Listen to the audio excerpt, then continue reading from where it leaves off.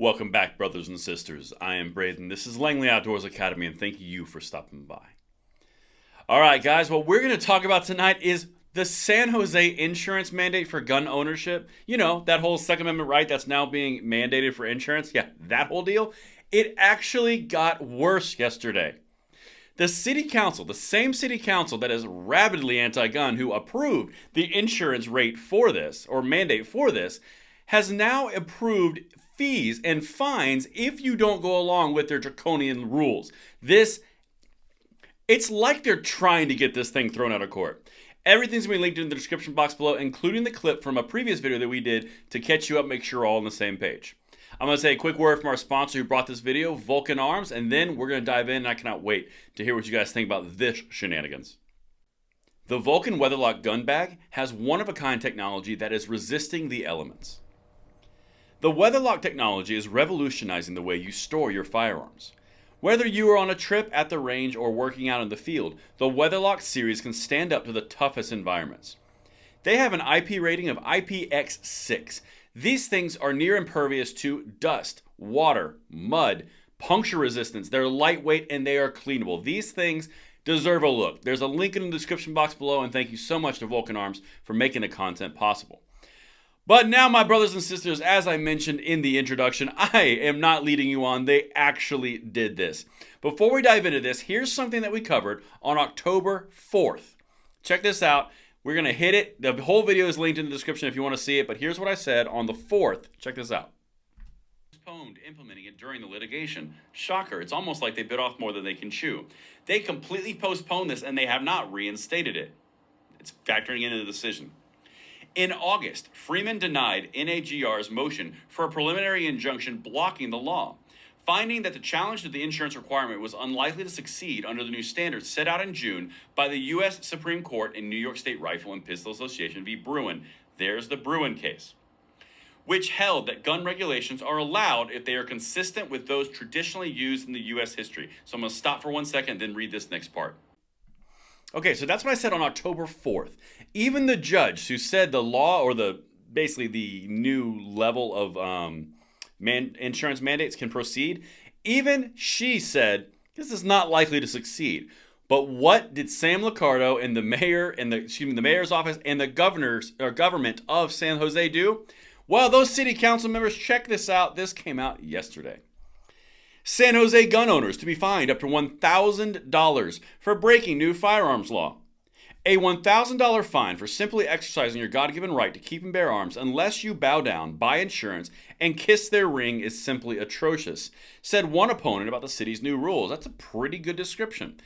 Here's the actual date stamp. So this is not old content. This is something they actually added on. It's like they're going through the lawsuit process and they're looking for ways to put roadblocks in their own path, because now you've got irreparable harm against anybody who's going to get a fine for a constitutional right. If, by some miracle and chance, this proceeds down the path and gets enacted, you're going to have one person have one fine, and now you've got irreparable harm, and this bad boy is in a whole different world of hurt. But let's keep going. San Jose's new gun control just got a little bit stricter.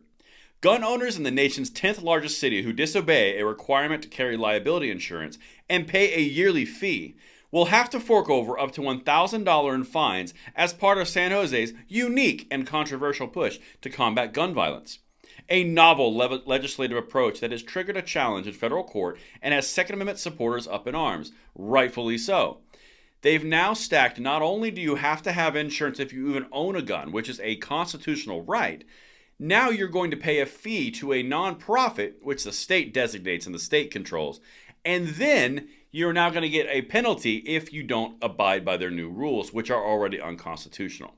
I swear, it's like they are trying to make this worse. But let's keep going. The new fines approved Tuesday by the San Jose City Council brought a scathing response from the Gun Rights Association. Quote, San Jose is hell-bent on disarming law-abiding gun owners any way possible, at least as far as they can get away with it in the courts, wrote NAGR's policy director Hannah Hill. And a $1,000 fine for simply exercising your God-given right to keep and bear arms unless you bow down, buy insurance, and kiss their ring is simply atrocious. Hannah's onto something there. How many terrible infringements on the Second Amendment, not to mention the Bruen decision, have to go on until this gets an injunction, which is rightfully deserved. October 4th, it was just allowed to proceed. Then they poured some icing on the cake. But here's some other stuff from Hannah. She added, quote, "That's why we're suing to overturn the unconstitutional ordinance, and we look forward to rescuing law-abiding San Jose gun owners from these greedy, anti-gun council members." And that's exactly what they are. It's very well said. They've thrown a $1,000 fine on a constitutional right as a penalty for not obeying their mandates, which are unconstitutional. The penalties passed on Tuesday escalate for each offense. A gun owner's first and second violation will cost them $250 and $500 respectively.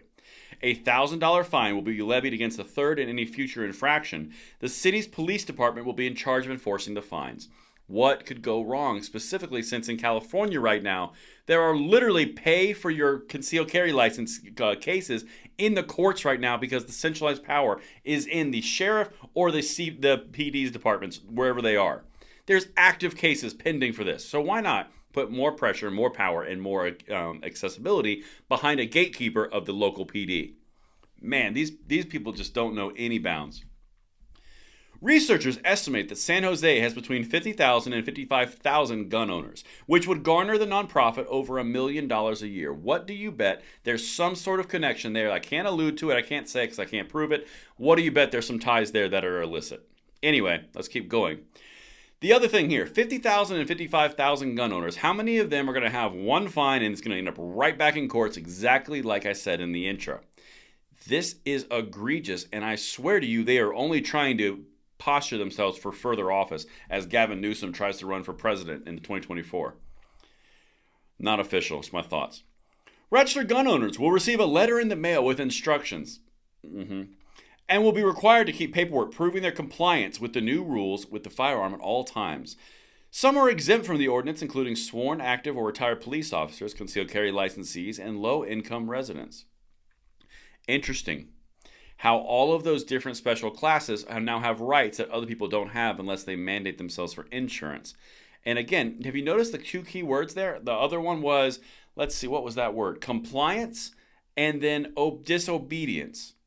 It's almost like these rights are being curtailed by a city council in San Jose. That's what I've got for you guys. Let me know what you think, and I will see you tomorrow morning on the Bullet Points. I'm Braden. See you later.